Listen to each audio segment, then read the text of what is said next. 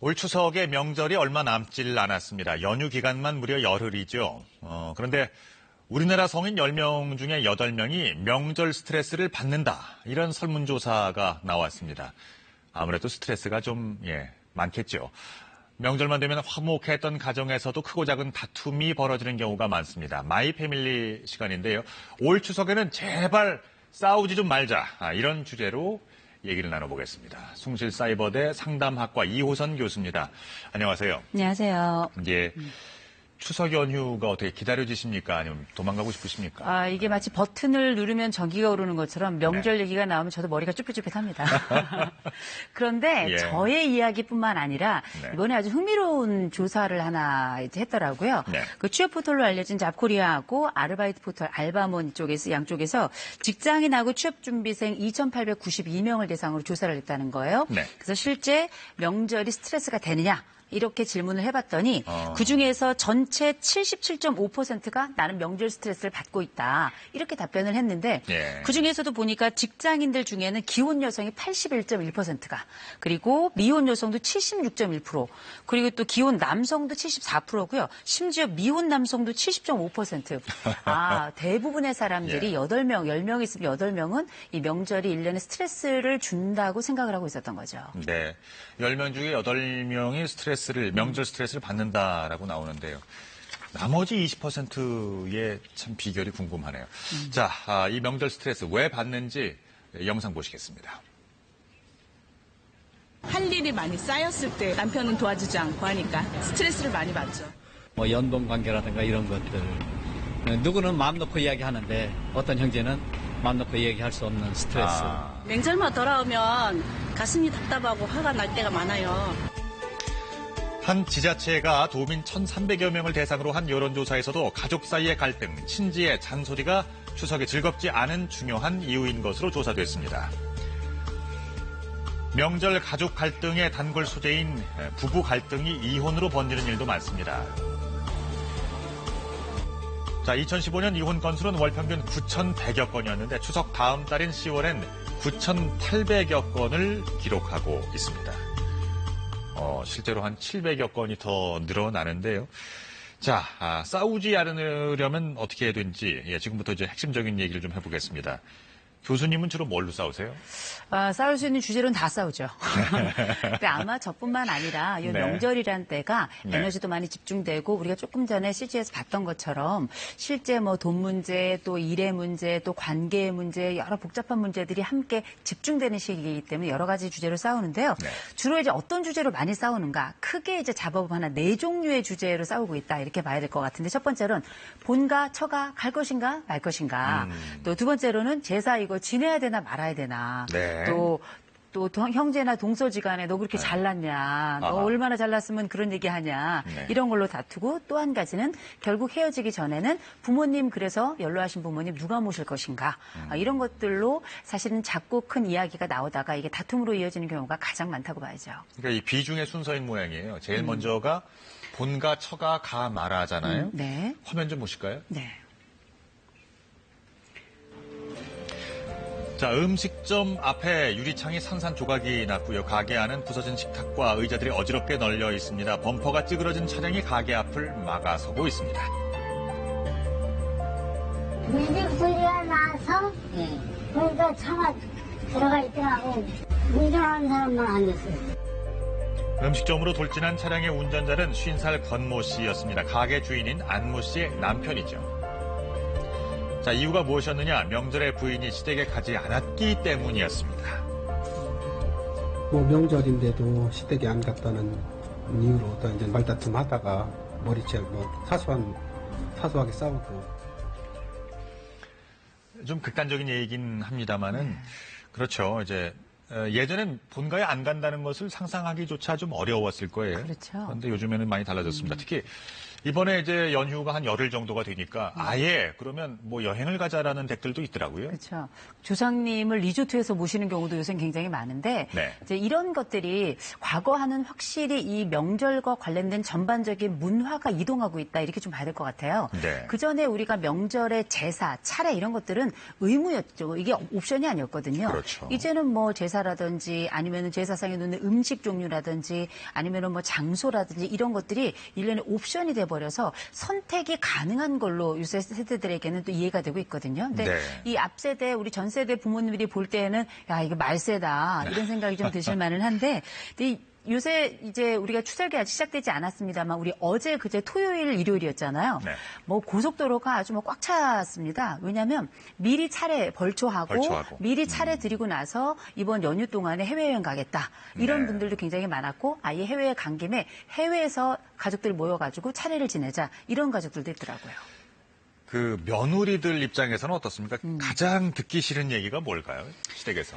일단 뭐 여러 가지가 많이 있는데요. 내려가기도 전에 야, 네 형님은 왔다. 그러면 이제 벌써 이제 시작이 된 거죠.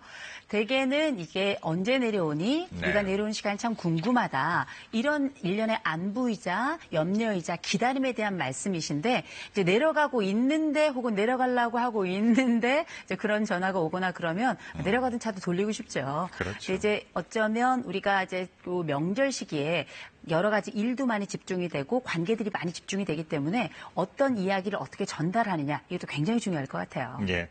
이렇게 해서 뭐 여차여차해서 본가까지 내려갔습니다. 근데 여기서 끝이 아닙니다. 예, 화면 보시죠. 제가 분명히 말했잖아요. 어머니하고 장을 볼 테니까 일찍 와서 함께 하자고요. 난 놀았어?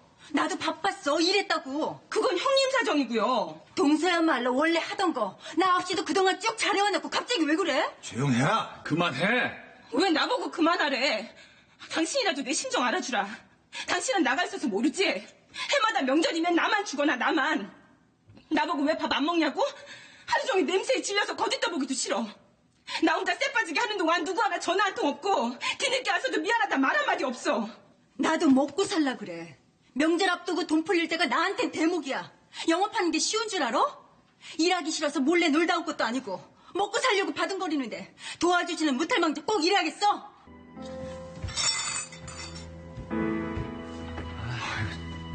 뭐하는 짓들이야? 명절날 아침부터 형제간에 뭐하는 짓이야? 이럴 바엔 앞으로 명절이고 뭐고 없애자. 설날이고 추석이고 모이지도 말아. 음식할 것도 없고 차례 지낼 것도 없다. 사실 그런 것 같아요. 일하는 사람만 일하고. 네. 근데 그 사정을 살펴보면 다들 그 이유가 있고. 그러면. 어떻게 대처하는 게 싸우지 않은 걸까요? 우리가 이제 육아만 독박 육아가 있는 게 아니라 명절엔 독박 노동이 있죠. 네. 뭐 사실 우리가 며느리들 일 많이 한다 하지만 사실 제일 일을 많이 하시는 분들은 아무래도 시어머니나 어머니일 가능성이 굉장히 높긴 한데 네. 여하간에 일단은 다들 모이면 음식을 먹게 되고요. 음식만 모이는 게 아니라 여러 가지 일도 또 함께 나누게 되는데 예. 이런 데서 오는 갈등을 최소화하기 위해서는 뭐 사실 우리가 다 알고 있는 몇몇 가지 방법이 있습니다. 첫째는 뭐냐? 미리 사전에 일을 어떻게 하자라고 해서 논의를 먼저 하는 방법이에요.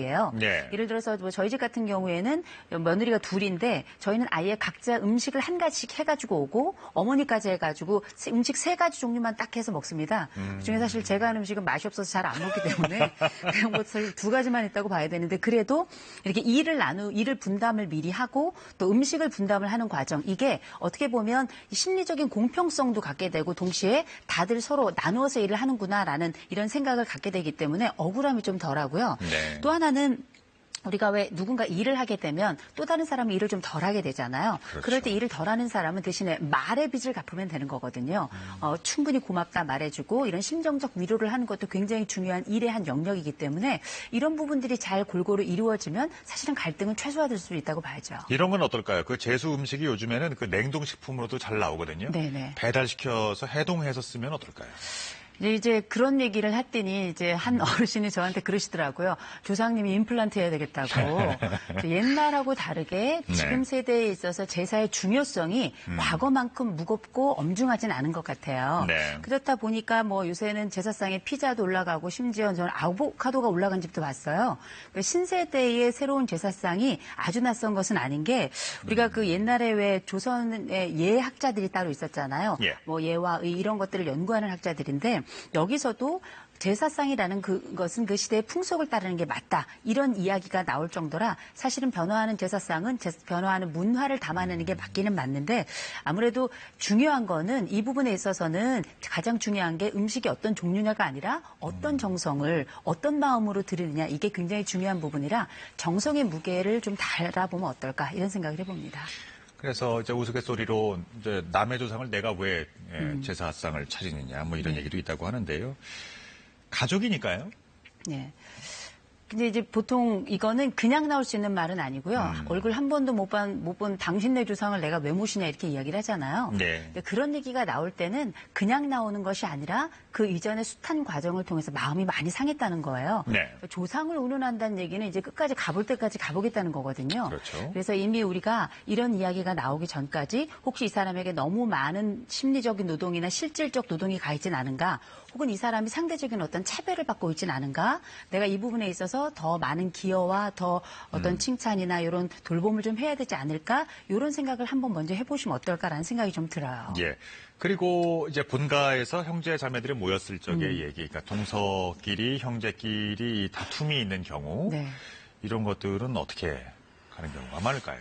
뭐 이 동서끼리의 다툼이라는 게 원인이 워낙에 많습니다. 그러나 분명한 건 뭐냐면 우리 시어머니나 시아버지의 역할이 굉장히 중요해요. 왜냐 네. 첫째 비교하시면 안 되고요. 예. 두 번째로는 특정한 그 어떤 한 며느리나 이렇게 뭐 한 사람을 편애하시는 걸 너무 들키시면 안 돼요. 네. 마음으로 편애할 수는 있지만 들키시지 않는 거 되게 중요하고요. 예. 특별히 우리가 어떤 명절에 모였을 때 누군가 다툼이 일었을 때 중재하려고 해야지 거기에 싸움에 끼어들어서 양쪽을 편을 가르게 하는 이런 또 형제들도 있거든요. 이런 부분만 조금 조심해 주신다면 그리고 약간 화가 나거나 그랬을 때는 살짝 밖에 나와서 한 템포 그 김을 좀 빼고 들어가시는 게 오히려 가족 간의 갈등을 좀 줄이면서 특별히 동서라고 하는 게 어쨌든 다음번에 또 만나야 되는 사람들이거든요. 네. 그러니까 이런 부분들을 생각한다면 이 동서 간의 갈등이 없을 수는 없지만 약간 줄어들거나 조정은 가능하다는 거죠. 예.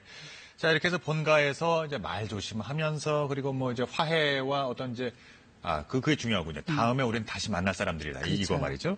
이런 이제 노력을 통해서 명절을 다 보냈습니다. 그 이후에도 우리가 꼭 그 풀어야 될, 조심해야 될 과제들이 있다고 합니다. 보시죠. 툭하면 너는 좋겠다. 좋은 남편 둬서. 그럼 나는? 난 뭐가 못나서? 왜 그래? 향기로 듣고 흘려. 다음 추석 때 우리 집부터 가. 맨날 시댁 먼저 가는 거 불공평해. 원래 다 그래. 다른 집도 마찬가지야. 원래란 게 어딨어. 하면 되는 거지. 엄마 혼자서 명절 지내는 거 걸린단 말이야. 번갈아서 다음에 우리 집부터 가기다. 아? 운전 중이야. 말 시키지 마. 시댁에단 100만 원도 넘는 냉장고 사주면서 우리 엄마한테 경품으로 받은 걸 선물이라고 줘? 장모님이 핸드백 좋아하시길래 그냥 드린 거야. 대신 용돈 드렸잖아. 달랑 10만 원? 아가씨한테 얼마 줬어? 내가 언제? 해외여행 간다니까 가서 쓰라고 20만 원 줬잖아. 누가 모를 줄 알아? 안 본 척 눈 감아주니까 누굴 바보로 하나. 학생이잖아. 여행 간다는데 오빠로서 그 정도도 못해줘? 오빠로서 아들로서 100점 만점으로 굴면서 우리 집에선 왜 꽁생원처럼 굴어? 왜? 그 남자의 처신이라는 게 그 남북 문제보다도 참 어렵네요. 그렇죠. 이 부분이 해결돼야만 아마 세계 평화에 기여하게 될 것 같은데요. 네. 이제 문제는 뭐냐면 우리가 남편들 요새 남성들도 참 쉬운 세상이 아닌 것이 네. 어떻게 하면 좋은 남편이 될까도 중요하지만 어떻게 하면 좋은 사위가 될까, 예. 어떻게 하면 또 다른 역할을 또 잘해내야 되는가 이런 부분에 대한 고민을 과거보다 훨씬 더 많이 하게 되었는데요. 중요한 건 요새 아내들이 무엇을 원하냐예요. 공평성입니다.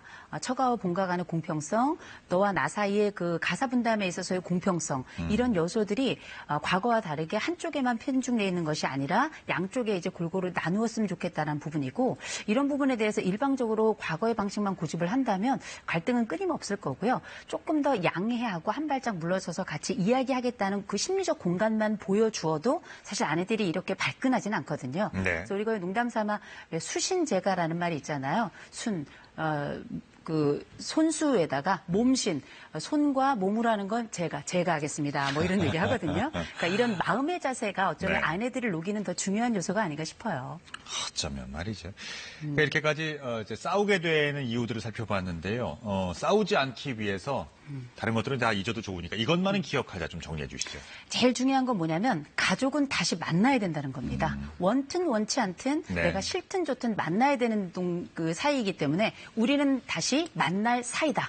이 세상에 좋은 사이다가 많이 있지만 만날 사이다가 제일 중요하고요. 두 번째는 뭐냐면 우리가 제일 많이 쓰는 거 고사함이 있잖아요. 고맙다, 사랑한다, 미안한다. 이거를 죽을 때까지 한 번도 하지 않는 가족들도 있습니다. 이번 추석에는 한 번쯤 우리 가족에게 이런 고백을 해본다면 그야말로 뻥 뚫리는 사이가 되지 않을까 싶습니다. 예.